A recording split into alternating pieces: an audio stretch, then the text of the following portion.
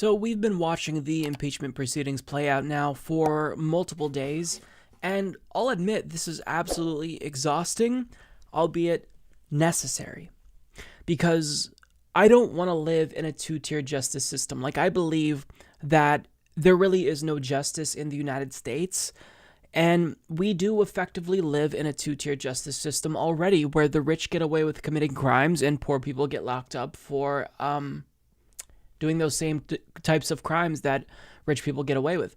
So I think that we need to hold everyone to the same standard. And, we can't give people a pass because it's politically expedient. So even if, I would much rather be watching, people debate Medicare for all on the Senate floor, this is necessary. This is something that we have to do. Although I do understand the concerns of lefties who feel as if this is going to be a distraction with regard to the media, and Democrats will just use this as an excuse to not focus on policy substance. I get it, right? Because Democrats, by and large, are incompetent. But part of the reason why I really support impeachment is because one of my main criticisms of Democrats is that they are too weak in the face of Republican opposition. And when they're finally, fighting for the first time in what seems to be forever, it makes no sense for us to say, actually, don't fight now. When you're finally fighting, actually don't. Forget everything I told you. It doesn't make sense, right? And also, all the concerns that we were worried about, or that some people were worried about with regard to this possibly being a distraction, I don't really think that that's played out. So AOC talked about this a little bit in an interview with Chris Hayes on MSNBC, and she did a brilliant job at really debunking all of these myths about impeachment, and she explained why this is absolutely crucial if we want to live in, a country where we respect the Constitution and the rule of law. We don't have a choice. We have to hold elites accountable, and also the fears that everyone had about this being a distraction, that really isn't bearing out in reality. So this is what she had to say. You're someone who, I think, you came to Congress with a very strong vision and agenda. You were clear about that when you ran your primary that you won. And I think there's an interesting sort of debate about this impeachment and about the president that has to do with, is this the best use of legislative time? You've seen some Republicans saying it's not.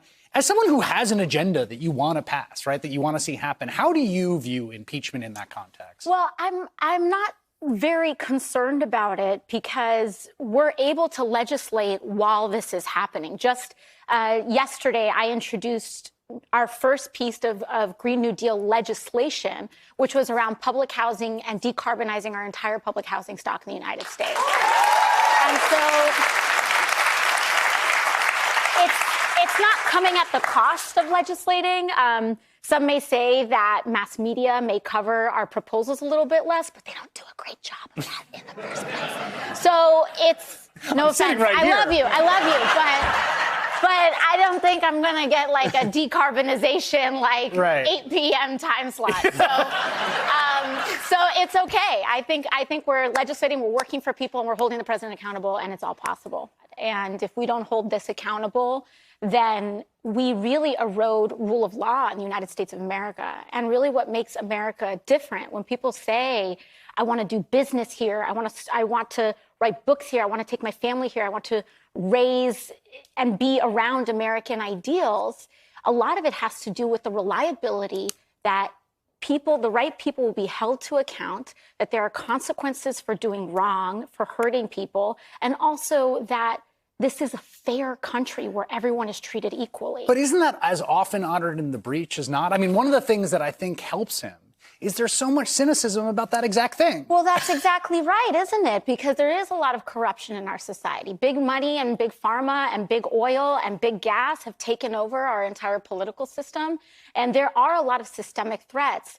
But that doesn't mean that just because some things are broken, you throw out our entire country and set it on fire. Yeah. And at its core, the most sacred document in our society is the Constitution of the United States. Everything else is very easily amenable, but this is not. And once we erode the general respect for the Constitution, then we essentially erode respect for the United States of America. And that's what this president has done. So, I mean, everything she said there is incredibly important. They're still getting things done. Just yesterday, she said, I introduced our first piece of Green New Deal legislation, which was around public housing and decarbonizing our entire public housing stock in the United States. Yeah, we can walk and chew gum at the same time. I never really understood this argument, and I didn't find it persuasive that impeachment would take up so much time that it would be a distraction. First of all, Donald Trump is president and Republicans still control the Senate, so it's not like we're going to pass very many policies anyway. Not really going to happen. So to say that this is going to distract from talking about policy, not really, because the same thing is going to happen that has always been the case. I mean, progressives will continue to be policy-driven, and corporate Democrats will sit on their asses and do nothing. That's not going to change because of impeachment. So she makes a really great point about that. She also says, some say mass media will cover our proposals a little bit less, but they don't do a great job with that in the first place. Exactly. The media is never going to all of a sudden focus on policy unless there is any type of sensationalist value that they're able to, extract from it, right? So they're not going to talk about Medicare for all debates on the House floor unless there's drama, there's an exchange that gets a little bit too heated between people, in Congress debating it. They focus on sensationalism because sensationalism is what yields ratings, and ratings is what yields profits because that attracts advertisers. So it's not going to be like, oh, well, all of a sudden they're going to start doing a bad job. They're already doing a bad job, right? So to say they're just going to be hyper-focused on, impeachment in the same way that they were focused on Russiagate, look, the media is going to focus on what they believe will get them ratings. And 9 times out of 10, that's not what they should be talking about. The substance always gets forgotten about and swept under the rug in favor of, horse race politics and political drama. That's the way that mainstream media operates. So that's not going to change because of impeachment, and I don't find that argument persuasive as well. Now, finally, what I think is the most persuasive argument that she makes in defense of impeachment and in defense of the impeachment proceedings that we've been seeing is, this is about the principle. Why don't people understand that? If we don't hold this accountable, then we really erode rule of law in the United States of America. Just because things are broken doesn't mean you throw out our entire country and set it on fire. Right. Just because we let elites in the past get away with committing crimes, just because Donald Trump may get away with committing other crimes, doesn't mean that we shouldn't at least try to hold him accountable for this.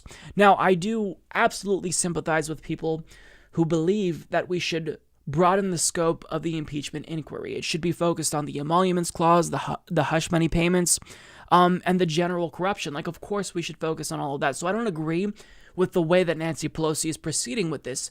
However, that doesn't necessarily mean that I don't think that the Ukraine call in and of itself is an impeachable offense, because of course, this is an abuse of power. You can't do this. If Obama did this, he would have been impeached within 2 days, because Republicans do not fuck around, and they never take time to play 9-dimensional chess and focus on, whether or not this will affect their chances. They just act impulsively, and even though sometimes that hurts them, overall, they've been more effective at winning elections and getting the message out there because they never back down. So we need to make sure that we reinforce the message that Democrats have got to be strong, and we actually need to applaud them when they finally listen to us and they try to hold Trump accountable. I mean, we've been pushing Nancy Pelosi for this impeachment inquiry now for more than a year, and only now she's finally doing it. And, she could broaden the scope of it, but don't tell them to back away when they're finally trying to exert a little bit of pressure on Republicans and Donald Trump, because we want them to fight.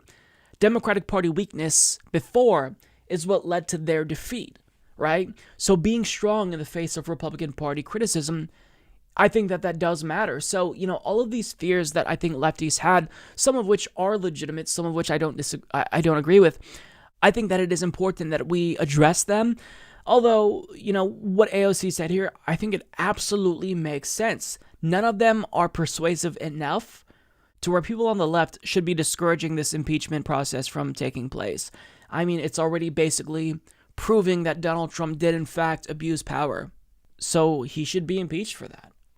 When presidents break the law, we should hold their feet to the fire. This should be something that isn't controversial.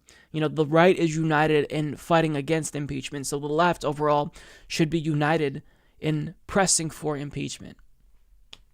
I don't understand why some people are against impeachment on the left. I think there are legitimate concerns. I think you can argue about the way that impeachment is being conducted. I think Kyle Kulinski makes a pretty solid argument as to why Trump should be impeached for a different reason as opposed to this Ukrainian call. But with that being said, to just be against impeachment overall, it doesn't make sense to me. As lefties, we should always push for justice. And that means we fight against the two-tier justice system that we live in, and we make sure that elites like Donald Trump don't get away with crimes that they commit brazenly so.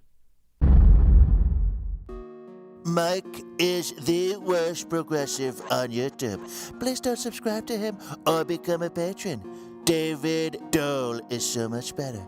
Trust me, folks, he's doing a great job. He really is, okay?